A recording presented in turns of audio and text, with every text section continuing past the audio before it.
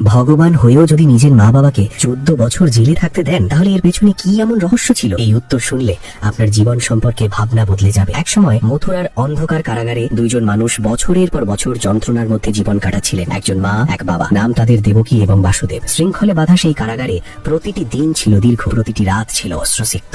অবশেষে সেই দিন এলো, অত্যাচারী কংসের পতন হলো। কারাগারের দরজা খুলে গেল, শিকল ভেঙে পড়লো, পাহারাদাররা সরে গেল। আর ঠিক তখনই মা দেবকী দেখলেন তার সামনে দাঁড়িয়ে আছেন তারই পুত্র শ্রীকৃষ্ণ। মায়ের চোখে আনন্দ, বিস্ময় আর এক অদ্ভুত বেদনা একসাথে ভিড় করলো। তিনি কাঁপা কণ্ঠে প্রশ্ন করলেন, পুত্র, তুমি যদি ঈশ্বর হও তবে আমাদের এত বছর কষ্ট সহ্য করতে দিলে কেন?